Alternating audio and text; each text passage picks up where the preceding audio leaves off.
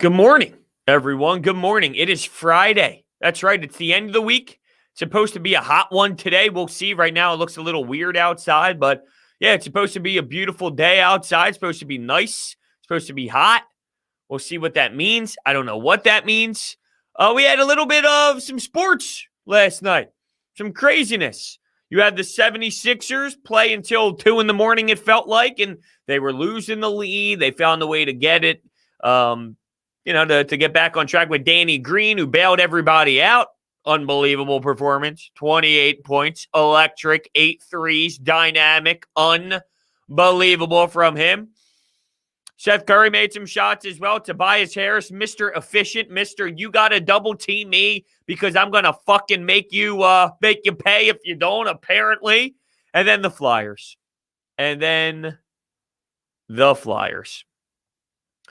So what's going on, everyone? What's happening? Welcome.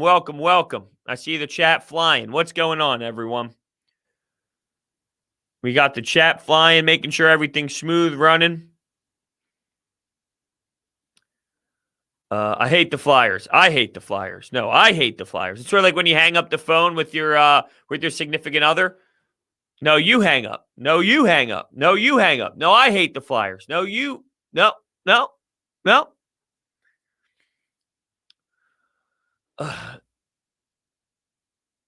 What's up, pitcher? What's going on? This is why in the back of my head I did not want Lowry because I did not want to give up Danny Green. Yeah, that's what I mean. Look, I was kind of the one getting roasted a little bit for saying, look what Danny Green does. Or at the time he wasn't doing it, but I was trying to sell people what he can be and what he has been majority of his career. Look at what he provides for you. Think about the spacing on the floor. Think about how he drills threes constantly in the corner three is unbelievable. Think about that side of things. I mean, it's unreal that no one saw that, apparently. Not no one. No one's a little strong, but there was a large crowd that just thought that this guy was an absolute bum, and there was no way in hell that you keep him. Well, guess what? You're wrong. Just that simple. You're wrong.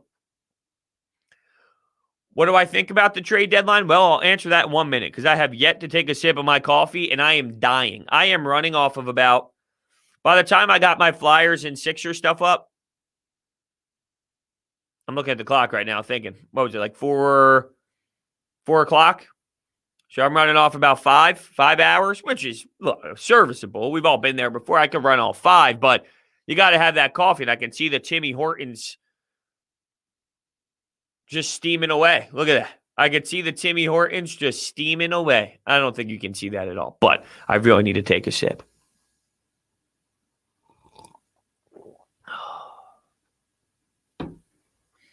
Woo! I need another one. Holy shit. All right. What do I think about the trade deadline? For the Sixers, I thought that it was solid. You know, you get out, you get George Hill. Would I have liked one more piece?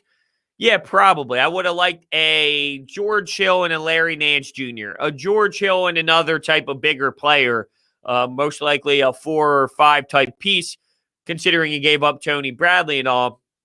And realistically, any player that you get, like you got to imagine Joel Embiid is giving you 35 minutes in a playoff game. Dwight Howard's giving you minutes. Ben Simmons could play some time at the 5. So I don't know how much time another 5 is going to get, but it does seem like Daryl Morey mentioned a bigger player is in play here for what's going to be available in the buyout market. So we'll see what happens in the buyout market. But in terms of George Hill and one player in the buyout, yeah, I'm okay with that philosophy. I would have been all right with Kyle Lowry, and it seemed like there were some conflicting reports out there. One being that, the Sixers are on the 1-yard line, and the Sixers are inching their way closer. And then before you know it, it's, hey, the Sixers are not moving from where they're at. And if the Raptors aren't going to, if they don't get the offer that they want, they're not going to do anything and they're going to keep him, which is asinine in my opinion. You have a player that isn't going to be there next season. You have a player who's not going to be available for you, and you are not great. And you're going to keep Kyle Lowry. To me, that's just a boneheaded move. Just a boneheaded move. Jared says, must suck with these late Sixers game for you having to stay up talking about it. At least they got the W. Yeah, it's a love-hate relationship, right? Like, I have to think about what we're saying. Like, how do you do it? How do you talk basketball early in the morning around 1:30, 2 a.m.? Yeah, I know. It definitely is rough, and I do get tired. I am tired. I chugged 2 Pepsis last night to keep myself up and awake to do it. But you turn on the camera, you turn on the microphone, you get rolling, and about 5 minutes in, you're in rhythm, and it just kind of flows. Before you know it, it's all right, damn, we're done. All right, so, Brodes, why do these analysts think that the Nets can compete with us when they are losing by 20 to the Bucks and barely beating the Pistons? How many times do we have to beat them? What a joke. See, this is what we do all the time, right? Because regular season games aren't that big of a deal for me. So the Bucks are 30-15. You're making it seem like they're the Boston Celtics. Now, if they were making it seem like the Boston Celtics could compete with the Sixers, I'd be able to jump into the same conversation you're having. The Nets are 30-15. So they lost big to the Bucks. Yeah, it's probably not the best look, and it's not good for the brand. But all these analysts that have played, now analysts are wrong. Analysts have bad opinions. Analysts sometimes go overboard and they take it to an extreme, and especially it depends on who's talking, right? There's people that are known to be the hot take people. There's people that know to be the first take, let's just argue about everything type of people. And then there's people like players who have played and they realize, okay, so they lost to the Milwaukee Bucks by 20, or they lose in a regular season game to the Pistons. Who gives a shit? Who cares? They're going to be able, in a 7-game series with Kevin Durant, James Harden, and Kyrie Irving, to match up against any team in the NBA and have one of the most lethal scoring you possibly would ever see. So, yeah, there's a reason why some of these analysts are still saying the Sixers and the Nets could be something crazier. The Nets can be competitive because of who's on their team in a 7-game playoff series and Kevin Durant. That's why. Good morning, everyone. I see people coming in. Good morning. Good morning, Sixers. Good morning, everyone. Good morning, Michael. What's up, BJ? What's going on? Because the Nets have 3 scoring superstars. Exactly, right? Yes, you lose in a regular season game. That's like saying the next time the Sixers maybe fall on their face and they don't play very well, it's like the next day going, you know what? I don't know if the Sixers can do it. No, you wouldn't change your opinion on what they can do if they fall and have a bad day at the office, right? So I don't think the Nets had Harden, Kyrie, or Kevin Durant. I didn't even look, but we're about to find out. That's another thing that's fun. Okay, so they lost to the Bucks. Why did he mention the Bucks? They played the Jazz. Did he mean the Jazz? Maybe he meant the Jazz. And the Nets did not have one player play. Oh, Jesus. Yeah, so it wasn't the Bucks, it was Utah, and not one player played. Timothy Luwawu-Cabarrot was your leading scorer? No, Johnson was, but TLC was your second highest scorer. That's everything you need to know about the assessment, right? Come on. Yeah, Brodes. How do you feel about the Sixers missing out on Kyle Lowry? Yeah, I'm okay with I'm okay with both approaches. I understood both of them. Both were logical to me. I think there were positives and negatives with both. And if you kind of did the pros and cons and you tried to outweigh each, I thought the pros outweighed the cons in both scenarios for me to say, okay, I trust in Daryl Morey. And that's another key piece to this is you have Daryl Morey, who is now such a key piece to an NBA franchise, a successful one. And I believe that he knows what the hell he's doing. I believe he fairly assesses everything, and he's talking to the coaches. Doc, what are you thinking? What do you want? What do you love? Like, this team's rolling. This team's playing great. You have Danny Green, who's a phenomenal piece right now and exploding and knocking down all these shots and saying, fuck you to all the idiots out there that thought he had no value on this basketball team for a little bit of time. And I just trust his opinion on it, so I understood that there were two ways to kind of assess this. So I'm okay with it. What are some realistic sign and trade scenarios this offseason? I haven't really dug deep into some offseason stuff yet for the Sixers. My brain is wired all in on what can we do this year? What can we do for this backstretch? Realistically, what can we do in the buyout market is almost my next my next thought here. Like if I'm diving deep into, okay, what's next for Sixers? It's what can they get in the buyout market to really improve who they are? A $2 donation coming in from Chris Sheehan. The Dwight Howard ejection was trash. Soft refs. Come on, man. Yeah, you're not wrong. That's terrible. We're here to watch the players play. We're here to watch them compete. And because Dwight Howard puts his hand up and bumps Harrell a couple times, I swear to God, Dwight Howard was in this position for, what did he play, 6 minutes? What did he end up playing last night? 6 minutes? I swear to God, the entire 6 minutes on the court, he was just like this in Harrell's face, being a pest, being annoying. That's part of the game, right? A psychology. It's part of the game. Get in their face, get them pissed off, make them annoyed, bother them. That's all part of it. You can't tell me that you can kick a man out for that. That is terrible. I even thought the technical foul on Schroeder was a big, dumb, terrible call with about, I think it was a 5-point game or so. It was coming down to the wire. The Lakers were making a push, and all of a sudden, you call a technical foul to make it a 6-point game. Yeah, horrendous. Just horrendous. Bias aside, who do you think is better, Zion or Ben Simmons? I don't even think it's close right now. I mean, it's Ben Simmons. I don't even think it's close right now. I think Ben Simmons. That's my opinion on it, but I'm not a big Zion guy. I understand his stats might say, I don't even know what he even averages at this point, to be honest with you. But, it's just he's averaging 25, which is clearly better than Ben Simmons. But I look at it from a perspective of Zion's so raw and so young in his career right now that when you look at Zion, he's just still learning, adapting. Ben Simmons, it all comes back to growth and development and being a grown man. And Ben's not there yet, but he's in more of a pace. He's older and he's been around the league more than Zion. Zion, 4 or 5 years in the league, I might have a different opinion on it. But right now, I think Zion is so raw and so young that Ben Simmons is more mature as a player, and he's still got insane amount of flaws. But to me, it's Zion. It's definitely Zion. All right, let's move down in the chat here. We got donations coming in.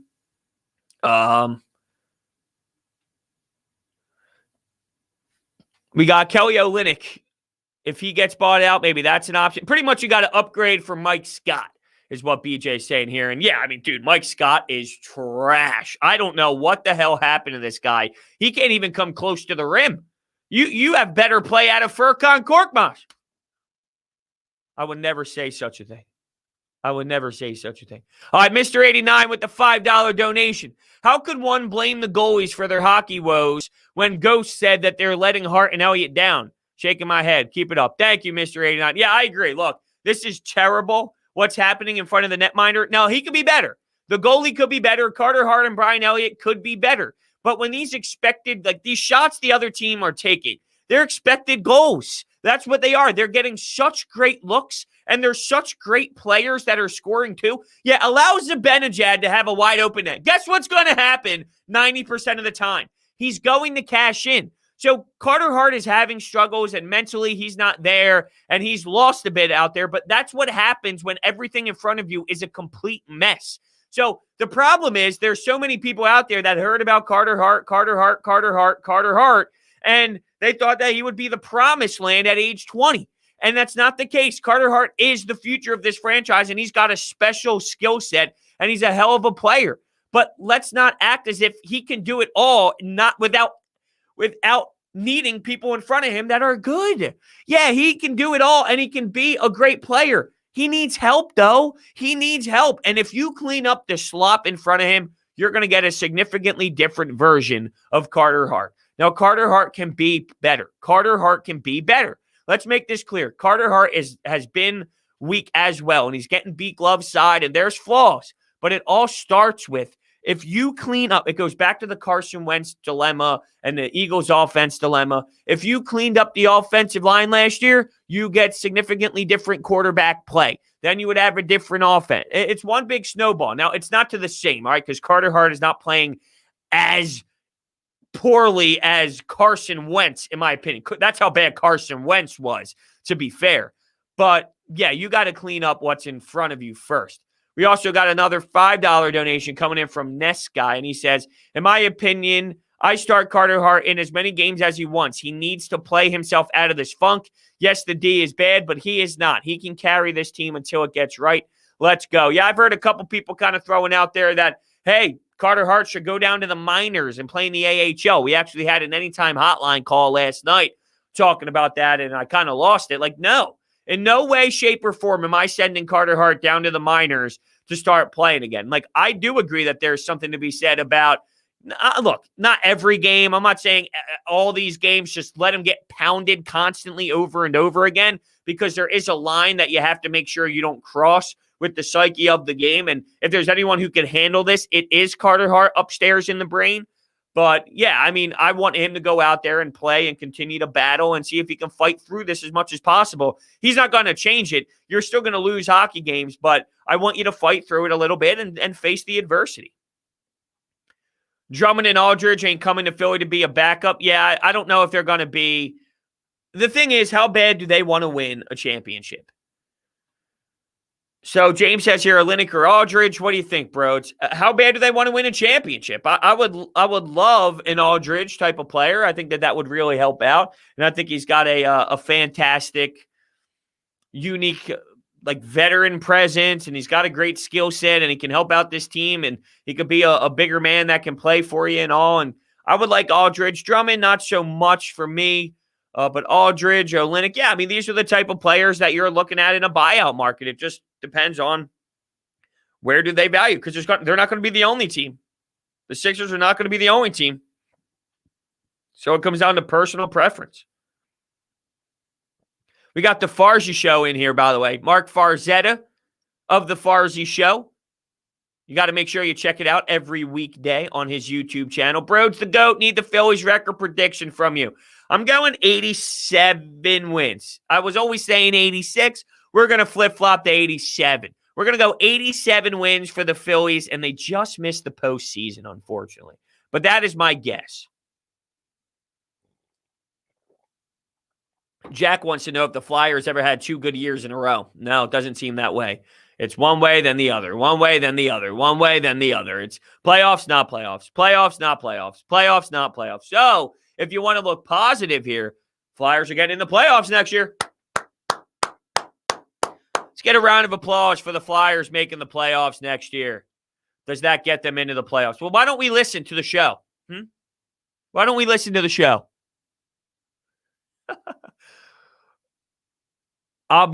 Philly Tree says, I'll be looking at Kelly Olynyk. Yeah, for sure. I would be okay with the Kelly Olynyk. And just to put it in perspective here for everyone else who might not know what exactly he is at this point. By the way, I do want to touch on Ben Simmons in a moment.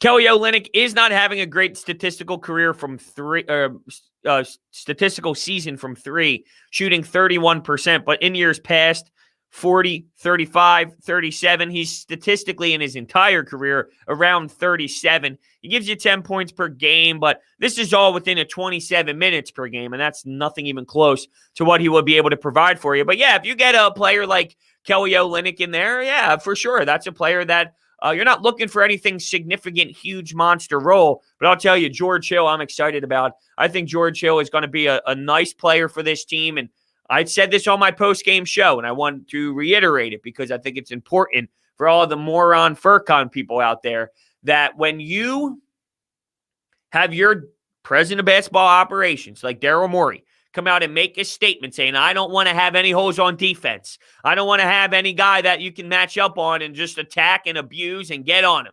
He's talking about Furkan Korkmaz. He essentially, literally told everybody, I don't want Furkan Korkmaz out there on the court. Yet I'm the idiot. Yet I'm the moron. Yet I'm the guy who's going too far when it comes to Furkan. But your president of basketball operations, who you love and you admire and you appreciate and you're stoked about, who you trust, says the same exact damn thing. What you have in George Hill is something that I don't know that you have on your roster. A ball handler, a three-point shooter, and a defender all in one. All in one. Danny Green's not so much the ball handler, so take that out. Shake Milton, not really the ball handler, not really the primary ball handler type of guy. And realistically, guy can't let it fly from 3 anymore. I don't know what happened. He got the powers taken away. So there's that. You don't have a George Hill on your roster, a guy who can ball handle, the guy who can actually shoot threes, and the guy that can defend. You have all three in George Hill, and I bet you see him out there in bigger moments. You know, when Doc Rivers said he's probably going to come off the bench, just the fact that there was a probably thrown in there, and I'm not even talking about starting, but he's going to be half-court offense when Ben Simmons isn't going to provide much for you offensively. Are you going to have the rock into George Hill's hand, sort of like what you did with Jimmy Butler? Hey, fourth quarter, let's go to Jimmy Butler. I'm not saying you're going to go to George Hill. You're going to be going to Tobias and Joel Embiid, but I'm talking about running your offense and getting into half-court sets. You're going to have someone like George Hill probably be that guy. Now, let's get to Ben Simmons last night. So Ben Simmons at the half was like 0 for 5 from the field, but he had 8 free throw attempts. Ben Simmons, he constantly shows you what he's so special at, making plays. That third quarter, Danny Green, first off, amazing three, but what you did, a couple threes, not just one. What you do defensively, you steal the ball, you get the ball, it works in transition, you create so much hectic defensively. And then with 1 minute left in a couple-point game, here's Ben driving, and then he's wide open underneath the basket. Instead of going up with it, he's kicking it out to Mike Scott. Like, that is upsetting to me. That's brutal to me. And I thought, once again, you saw the offensive woes and how miserable it is compared to the great defense. And last night didn't kill you. I didn't think Ben Simmons had the worst game in the world. He passed the basketball very well. He finished with 12 assists. He did stay aggressive. He finished with 12 free throws. I give him credit for 10 aggressively because the last two were when there was 24 seconds left. He grabbed the rebound. He did make those two. So I'm acknowledging it's important that he went to the line and cashed in both to just put the game away. But in terms of staying downhill, getting aggressive, attacking who's on him, he went to the line 10 times in that situation. I appreciate that, but I don't like that there are some people that can only, because his defense is so good, I can't acknowledge the offense. Why? Why can't you do both? Why can't you demand both? That's like, honestly, because the ceiling is so high. Imagine if Joel Embiid was only good at defense and he sucked at offense. Would you have the same mindset? No, you would not.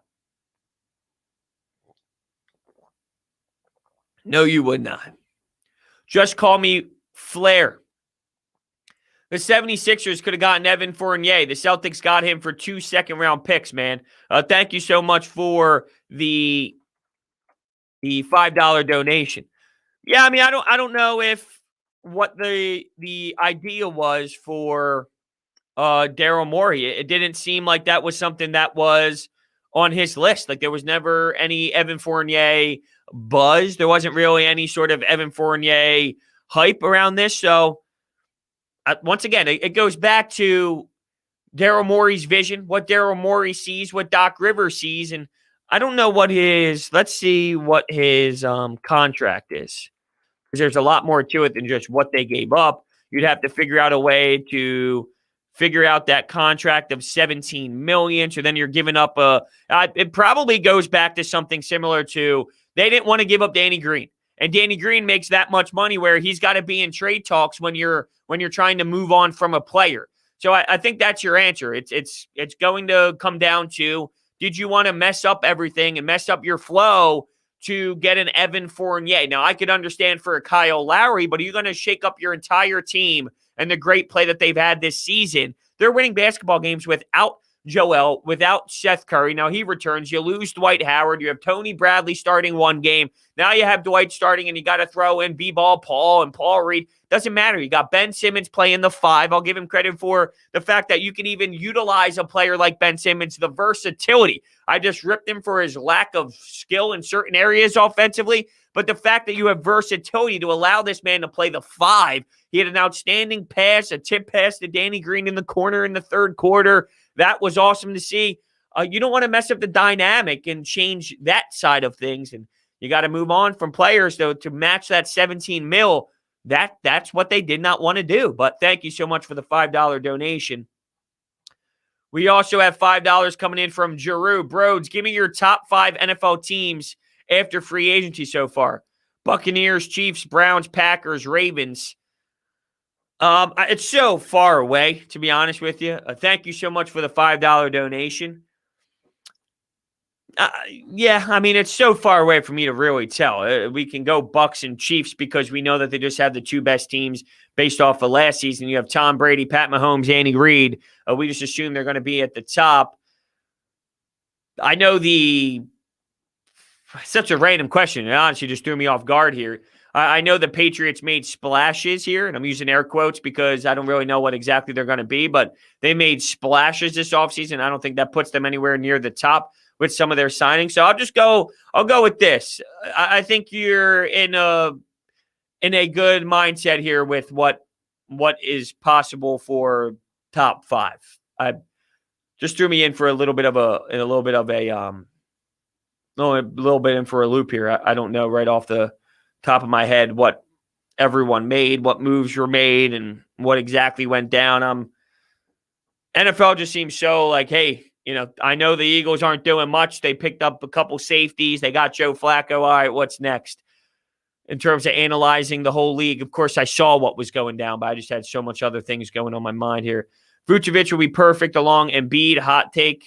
Yeah, I don't know if that's a thing. Yeah, I don't know what the Ravens, Browns. I think he's just basing it off of the moves that they made in free agency. I mean, Browns were a top team last year, and they did make some moves. So to make it seem a little crazy, I don't think that. I don't know. I don't think that's. I don't know. That's neither here or there, to be honest with you. Let's go to the Ben Simmons stuff a little bit more with Ben. Yeah, the fact that you can play Ben Simmons at the 5 is incredible. Like, as much as I bash him and I get upset with him and I'm disappointed in him for what he provides offensively, yeah, you have a chance to put him at a center position, to put him at a 4 position, play him off the ball, do a little pick and roll with Ben, do some sort of screen setting, rolling to the basket super hard out of Ben, put the ball in his hand. There's a lot that you can do with him and get creative. I go back to wondering what type of holes you are going to have when problems occur in the half-court game. Sorry you couldn't wear your Lonzo jersey today, Brodes. I don't have a Lonzo jersey, and I don't ever want a Lonzo jersey, to be honest with you. He's one of the most versatile players in the NBA. He really is. And I said this on my post-game show, but someone called in and said that Ben Simmons is a bust, or let me see if I could find the call and actually play the call for you through my microphone. I think that can happen. I just got to find out exactly what call it is. So let's see here. Let's see if I can find it. Okay, I think it's here. Let me. All right, we'll start it over here. Let me know if you can hear this. Wow, Ben Simmons. Whew. This dude blows. I mean, I wish I would do anything to get rid of him. I hate him. So where I stand is, if I hear a phone call, did everyone hear that? I want to make sure in the chat everyone heard that, so then you actually know what I'm talking about here before I just go on a discussion about what was just said. Did everyone hear that? I'll go up and get I'll read the donations in a moment. Okay, so when I talk to somebody who says something like that, I sound like the biggest Ben Simmons supporter, because I don't know how you say Ben Simmons blows and I would get rid of him for anybody. That's where I draw the line. Then you have the problem where people say, oh, he's so great defensively, I don't care about all of his other problems. That's when I sound like the Ben Simmons hater, because how can you not care? There is this balance of recognizing what his ceiling is, recognizing his versatility, recognizing what he does do and what he doesn't do. You got to look at the whole package. To just look at one area of the game is not justifiable, in my opinion. Now, the one thing that I can't stand is this. There are people out there that say, look at Ben Simmons' stats over the last handful of years, and nothing has changed. He's been this 15-8-8, 16-8-8 type of guy. He's the same exact player. And that's when I go, if you're a person who utilizes only the box score and only numbers to tell you, like, hey, this is what he averages to tell you what a player is, well, then you're doing yourself a disservice and you're not watching the game fully. There's context involved in these numbers that you need to watch the games and study the games to see. Now, Ben Simmons isn't the offensive player that I want. He hasn't taken enough of a leap for my liking, but has he grown in some areas, whether it's minor or a lot? Yeah, there has been improvement in his game. It's nowhere close to where I need it to be, but he's not the same player that he was 3 seasons ago fully. Once it's not where I want it to be. I'm not satisfied with it. But if you go, oh, he's 16, 8, and 8, he's the same player. What do you guys see? Well, that's where I'm like, dude, you don't know basketball then. And let's talk about defensively. He's the best defender in basketball. He wasn't the best defender in basketball 3 years ago. He wasn't the best defender in basketball 2 years ago. He's the best defender in basketball. So to look at everything and say he's the same exact player, he's the same exact player, that's where I draw the line. And I'm not ignoring donations. I'm just ranting and then going back. Just call me Flair with the $10 donation. Brodes, honestly, I'm more scared of the Knicks than I am the Nets. The defense is crazy, plus they have nothing to lose since they're only up from here. I hope they play the Nets in round 1. Well, that's a little asinine, right? I appreciate the $10 donation. Thank you so much. Thank you so much. I really do appreciate it, but I think that this is an asinine comment to make. You're more scared of the Knicks than a Brooklyn Nets team with James Harden, Kevin Durant, and Kyrie Irving. I just don't know how that's possible. I just can't get behind that logic because a team plays gritty, because a team plays with a little bit of intensity, but they have zero skill. This is exactly what you don't want to fall into. You don't like, this is what Philadelphia sports fans fall into. They fall into this. I'd rather have hardworking guys than good guys. I'd rather have the gritty TJ McConnell or Aaron Rowan that runs into the wall than I would a good team, a skilled team that doesn't play with that type of fire. Right here is I'm more scared of a team that plays with a little bit of fight in them, but they stink, than a team with 2 superstars and a really skilled player in Kyrie Irving. I just can't get behind that whatsoever. But thank you, Just Call Me Flair, for the $10 donation. Michael Givens comes in with the $2 donation. Brodes, I'm starting my podcast tonight. You should be on. Well, yeah, absolutely. You should start that podcast tonight. Unfortunately, I have a very busy schedule over the next couple of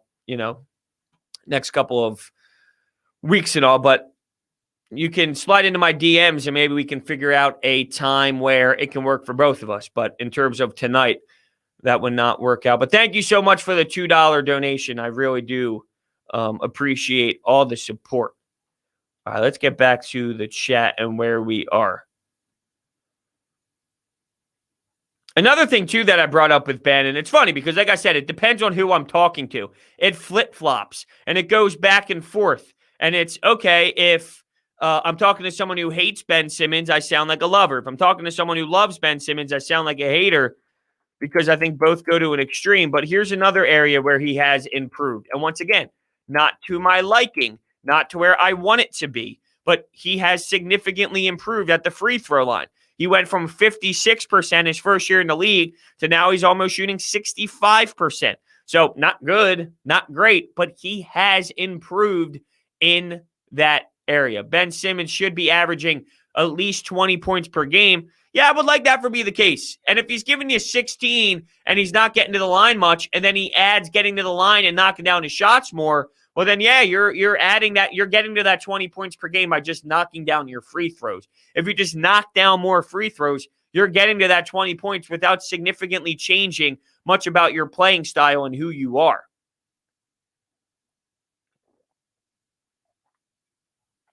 Is Hill a go for Saturday? There's an injury for George Hill that we need to wait for. So just throwing that out there. I'm going to search right now, George Hill injury. They don't anticipate it being insanely long, but there is a thumb injury in play. Let's see some of the quotes here. This is on George Hill's thumb injury. OKC says he's fine. Will be full tilt by the playoffs. Sixers medical staff hasn't had a chance to evaluate him yet. I don't want to give him a timeline, but it's not long. And that is from Daryl Morey. So that is the last we heard on Daryl Morey himself. If Sixers did get Lowry, would Ben move and become... Yeah, I mean, it would be positionless basketball. It's not so much, he's a small forward. He would just be out there playing positionless basketball as you kind of see in the NBA nowadays. But yeah, that's what would have happened if Kyle Lowry was in the mix. Kyrie is not dependable and is no good on the bench. Kyrie is not dependable and is no good on the bench. Kevin Durant, James Harden, and Kyrie Irving would scare me no matter what. Here's my problem. The thing is, we were just informed by Flair that I'm more afraid of the Knicks than the Nets. That's ridiculous. That's not to say the Sixers can't beat the Nets. The Sixers can beat the Nets. The Sixers can be a better team than the Brooklyn Nets. What was said was, I'm more scared of the Knicks than I am the Nets because they work harder. Come on. Isn't that a problem? Brodes, I just realized we could face the Celtics in the first round. That could be scary. The Celtics are an abomination. The Celtics are an embarrassment. The Celtics have no identity. They're completely lost. And there is literally no way that the Celtics would beat the Sixers in a 7-game series in the playoffs. This is when you're just knowing that it's the Celtics logo, watching the Celtics over the last couple of years. They're a different team this year. They are a mess. They are a terrible, terrible basketball squad where don't just get tied to, and I say this all the time, people don't watch around the league enough. You just look at the Sixers, make your assessment. Well, look around the league. Look at what other teams are doing. Watch them. Watch what they do. Watch their flaws. Watch their issues and tie who they are and then apply who the Sixers are to kind of make your judgment on what this team can be, the ceiling for this team. It matters. So I know it's tough to watch the Celtics because they blow this year, but there's no way in hell that the Celtics are going to outperform this Sixers team in any sort of playoff season. There's a reason why they are where they are. There's a reason why you would see the Celtics in the first round because they're not good.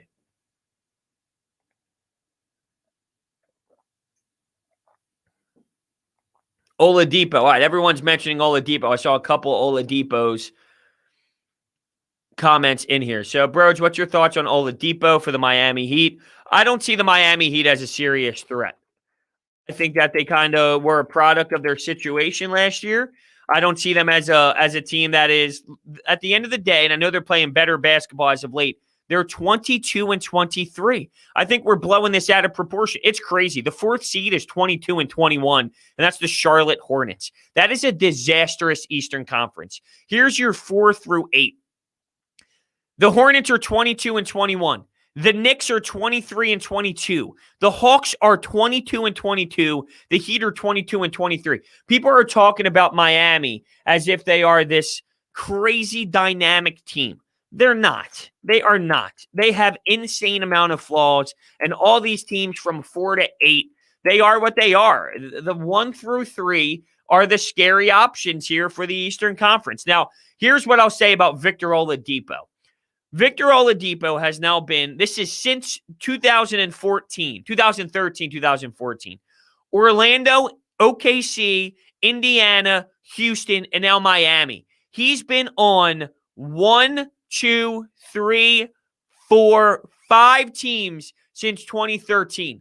There's something to it. Yes, injuries. He got hurt, and it was gruesome. And I don't know if he is that player that he showed you and all, but I don't know if...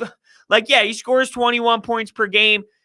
He's not like this crazy, wild player that I think is, oh, wow, now Miami Heat, now they are a serious contender because they got Victor Oladipo. I just don't see him that way. If he was that special, if he was that unique, he wouldn't be on his 5th team in about 8 seasons. That's bad. That's showing me something, honestly. Tim Smith with the $5 donation. Hey, Brodes, if the buyout market goes the way I think it does, would you rather go after Otto Porter or Lamarcus Aldridge and Philly win the East? Probably Lamarcus Aldridge. I'm not a huge Otto Porter guy, but I understand that the type of player we're looking for is not anything wild. But I do think there's something to this veteran presence of Lamarcus Aldridge that I think really fascinates me. I've talked about the growth and the development of these players and the fact that it is a grown man's league. You got to be around the block. Like Otto Porter is just that. I think he's more of your very immature NBA player who's just out there to try and go get his. I don't see him as a winning player. I see Lamarcus Aldridge as a professional winning player. So they're two different players. They're two different skill sets.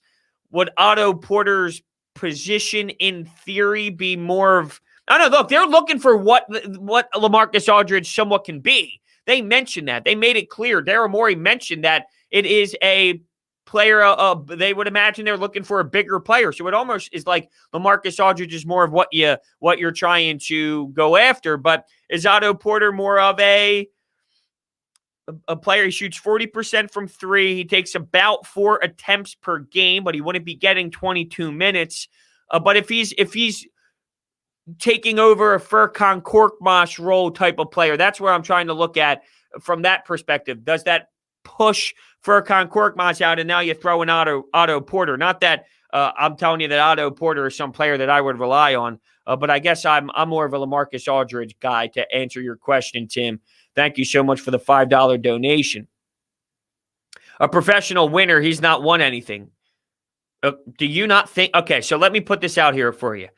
Lamarcus Aldridge as a professional and getting the job, like, first off, he's not your go-to guy anymore. He's more of your bench player. But if I throw you Otto Porter and I throw you Lamarcus Aldridge, who's more of your veteran professional guy? It's not even a question. It's such a simple answer. So, money, Mitch, that's what I'm talking about. Lamarcus Aldridge is clearly a respected veteran voice and a professional over Otto Porter Jr. So let's not get too blown away here with what I'm claiming as if I'm making it seem like he's Tim Duncan in his prime playing for the San Antonio Spurs. It's not that hard to crack the code here on what I'm trying to say. Let's be a little smarter. Brodes, what do you use to bet? Well, it's pretty damn simple what I utilize to bet. It's DraftKings Sportsbook. And just to let you know, since that was mentioned, you can download the DraftKings Sportsbook app right now and use promo code Brodes when you sign up to turn $1 into $100 if the college basketball team of your choosing pulls off the win. That's right, March Madness is back. So just say it. DraftKings Sportsbook, promo code Brodes. Respected that he couldn't play for the Spurs. Stop it. All right, I think you're just a moron. How about that? I think you're just a moron. So, see you later, buddy. Good thing I have the power here. I guess that's the important thing. I can kick your ass out of here, and it looks like I just did. Aldridge going to the Heat will make the Heat the deepest team in the NBA. I don't get the Heat love. I don't get the Heat fascination, so maybe I'm the outlier here, but I don't see anything special with the Heat. They're just a 500 basketball team right now. I think because people saw them last season and people witnessed them being a team that that went to the finals, and to me it was more of a product of the situation than anything else. Yeah, I think that it's more of just people are looking at it from last year compared to this year.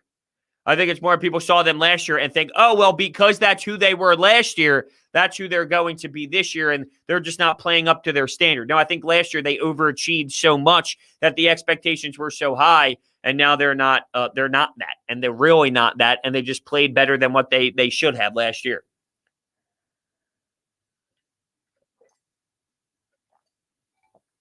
Exactly. That's what S-Rock is saying here. The Heat weren't even that great of a team. I thought it was, you got put on pause. Everyone was thrown out for a loop. The bubble came into play. No one really knew how to play with that vibe, but no fans yet. You were really learning this new era of the NBA through COVID, and they went on a nice ride because of it, and they got hot, and they were electric. But I don't think that I can apply that to who they are supposed to be long-term, because I don't think that that's the case.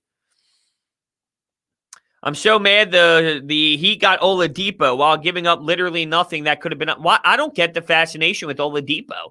He's been on 5 teams in 8 years. Isn't that telling you something? Would I have liked Oladipo? Yeah, I would have liked Oladipo, but I think it's getting overblown on what he is. And then it goes back to, let's look up his contract. Let's look up his contract, because I think the answers are very simple here when you look at it. People don't realize it costs you a Danny Green to go out and get, because of Danny Green's contract, he's inevitably going to have to be involved to match contracts. So if you're talking about a player that you want to go out and grab, like a Victor Oladipo, like an Evan Fournier, like anyone, like a Kyle Lowry, you need to match the $21 million, and it might take a player like Danny Green to do that. They don't want to mess up Danny Green. They don't want to throw Danny Green in to mess up the flow of the team. So that is why you didn't see a player get traded for that had this significant amount of money tied to his name. That's why that is the case. I mean, it's not just about the compensation on what you're, it only took this. Well, you got to match the money. Now, George Hill was $9 million, and they were able to do that. But when you talk about $20 million, when you talk about such a significant amount more, you got to match the money. And Danny, maybe they could have done it in another way. I'm not claiming the only way to do it was Danny Green, but I think there was a major reason why they were questioning some of the moves was because of what it would take. If people complain about Tobias and his performance to pay, they would lose it with Oladipo. Yeah, exactly. Yeah, Oladipo is, I think people overreact to the name considering what he was prior to the injury, and they had that nice run, and people are like, oh, that's who he is. But, Brodes, no one is saying Sixers should have gotten Oladipo. No, people are saying that. I literally am reading that in the chat. It is saying that. Just pissed the Heat did not give up Hero or Duncan. Why would they? Why would they give that up? Tobias, I thought the Tobias thing was interesting. I know you're not specifically saying Tobias Harris and his actual play last night, but Tobias getting double-teamed, I don't understand why the Lakers wanted to double-team him so strongly. They really double-teamed him to a wild level where I thought it went to like this over extreme of doubling. You can't have Seth Curry and Danny Green jack up that many threes. I think they finished with 45 threes as a team. That is wild. And they averaged something so much more less than that. NBA 3-point attempts per game, per team. So the Sixers average very low, 28th in the league. They average 2021. Can we get 2021, please? Wait, what? Well, this is 2020. They averaged am I going crazy? It's the 2021 season. Anyway, regardless, it's very low. It's at the bottom of the league. They took 45. You don't see that out of this team. So you're going to double and you're going to have this team jack up that many threes. That is a little insane for sure. I guess it is the 2021 season. Okay. I guess I'm throwing myself out for a little bit of a loop here. But yeah, so they averaged 29.3 threes per game, which is so low. The Utah Jazz averaged 43. So the Sixers took the same amount. Yeah, it is the 2020 season. I just had a brain fart because it's 2021. But the Utah Jazz take 43. The Portland Trail Blazers took 43. They did exactly what the Utah Jazz did. That's what they did last night, which is not what their identity has become. Do I think Ben will be traded in the offseason? No, I don't think Ben will be traded in the offseason. If not, do you think the Sixers will require him to spend the offseason with Sam Cassell working on his offense? Well, there's no doubt about it. He needs to continue to improve. But I guess it all goes – it depends on what occurs in the playoffs. If you see this team fail miserably and fall flat on its face because of the fact that Ben Simmons is pathetically a liability, and a guy like Joel Embiid and a player like Tobias Harris playing at their max capacity can't really change that, and the flaws are so noticeable and so there that you can't overcome it with an MVP type of style of play and a really good Robin and Tobias, well then, yeah, I think the conversation is going to intensify.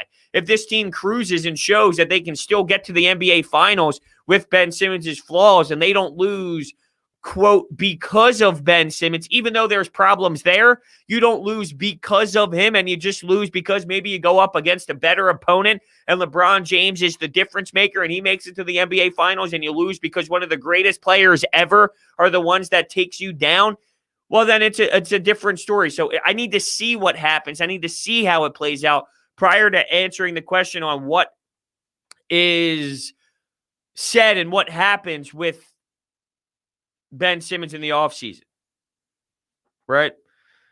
I just noticed a smart move by Utah. They want more threes, who I believe is the best three-pointer last year with Hill. Yeah, they want threes. Is it going to work? I don't know. I'm fascinated to see this Utah Jazz team.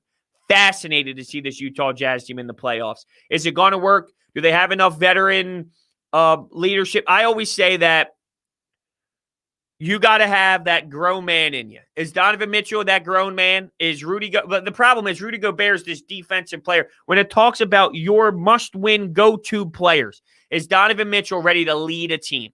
I don't think he is. I think this is going to be a team that overachieves in regular season and then fails in the playoffs. Now, that doesn't mean that's how you do this, though. That's the normal trajectory. That's what happens. You play well, you lose in the playoffs. You play well, you lose in the playoffs. You have a heartbreaker. He had a heartbreaker last year. He's crying on the court. He's very emotional. You learn from that. It's painful. We saw it with Joel Embiid. It helps you take the next step. I see another season for the Jazz. My guess is they have a great regular season. They bang with the best of them. They take these threes. They have this great style. And then they have a heartbreaker in the playoffs because you go up against an Anthony Davis, a LeBron James, or a team that is, more established, has more playoff run in them, and then you learn from that, and you apply that loss to your offseason, and you get better.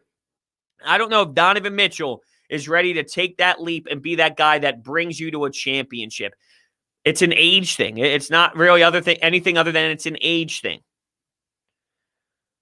Are you having as hard time understanding the Sixers are title contenders as I am? No, I'm not. They have shown you enough. They are legit. I mean, this team is legit. The biggest question mark is, how will this offense operate with Ben Simmons in the half court?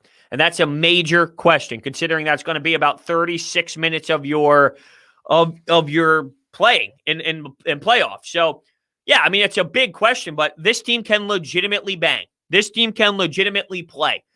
This team is at the top. This team is a serious NBA title contending team. Will you be able to manage the flaws of Ben Simmons in playoff basketball? That's the question.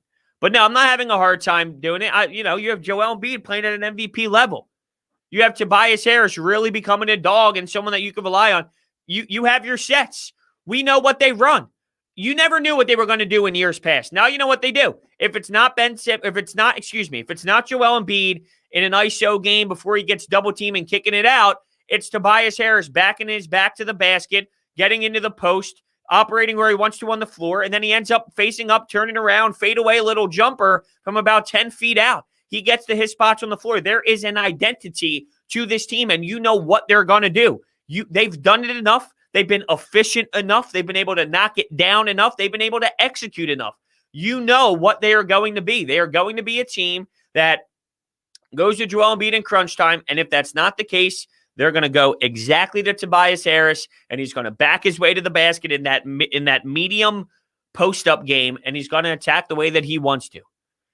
DH says, do you do this every morning? Monday through Friday, 9 a.m. to 10 a.m. is when Coffee with Brodes is live. So not on weekends, but weekdays, Monday through Friday, yes, Coffee with Brodes is a weekly, daily thing. Brodes, how do you feel about Ben in the last 6 games? He played in averaging about 6 turnovers. If this continues, should we start Hill and bench Curry and let him run the offense instead of Ben? You're not going. That's never going to be the case. Where George Hill is, I mean, it might be once playoffs comes around if he's that putrid, but Ben, like if you take the ball out of Ben and you don't allow him to be a ball handler in the open floor, you are now losing such a big percentage of what Ben Simmons does so well. Ben Simmons is so crucial in that area. That is something that that's so big. And if you take that out of his game, you are now crucifying his positives, and you're destroying what he does so well.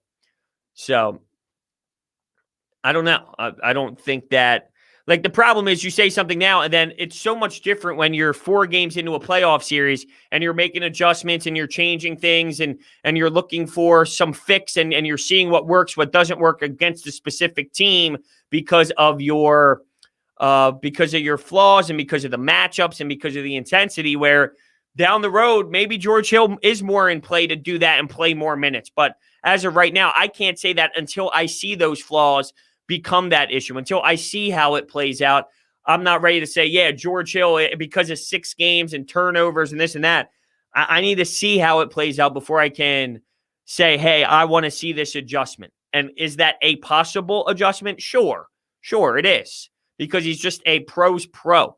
He's just a slow down the offense, let me run the offense kind of guy, and you're going to need that because it matters. Do I think Rivers moves Simmons back to the dunker spot in the playoffs? Yeah, I do. I do think that he's going to move him back to the dunker spot because here's one thing that could be valuable to this dunker spot philosophy. If Joel Embiid's going to get heavily doubled, which he's going to get doubled because no team is going to want to allow him to have a one-on-one matchup and face up and get fouled and attack the mid-range J that he has. And yeah, it's going to be a problem for teams. So when you double Joel Embiid, Tobias is going to be open. Seth is going to be open. Danny Green is going to be open. And you know who else could possibly be open if you throw that double team? It could be Ben Simmons, who is underneath the basket, who maybe is cutting to the basket. If you're going to double Joel Embiid, Ben Simmons can, if they're going to disrespect Ben Simmons too, which keep in mind is a big possibility. Yeah, I mean, Ben Simmons can be open and can be that guy for you to be in that dunker spot. So we need to see how it plays out, but it is a possibility that is the case. George Hill is a great acquisition, for sure.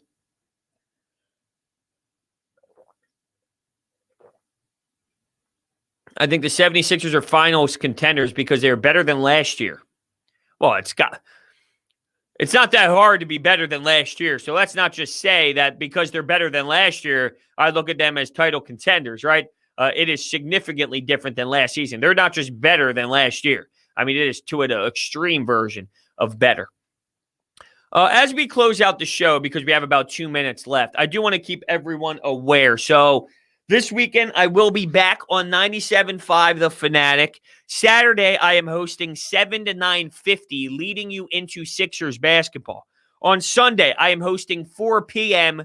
to 8 p.m. So Sunday afternoon, 4 p.m. to 8 p.m., hosting on 97.5 The Fanatic, and Saturday as well, 7 to 9:50. My guest on Saturday, Ricky Bowe. Ricky Bowe will be joining us in the 9 o'clock hour, and my guest on Sunday is the GOAT, Mark Zumoff. So we have some good guests on the table. We're going to have a lot of fun on The Fanatic, so make sure you are tuned in this weekend. I will keep everyone updated on Twitter about the times and all, and I'll be tweeting away questions and whatnot. So at Brodes81, make sure you follow me on Twitter. If you have not entered to win, there is a unbelievable Eagles pullover windbreaker giveaway that you do not want to miss out on. And I'm telling you, you do not want to miss next week's giveaway.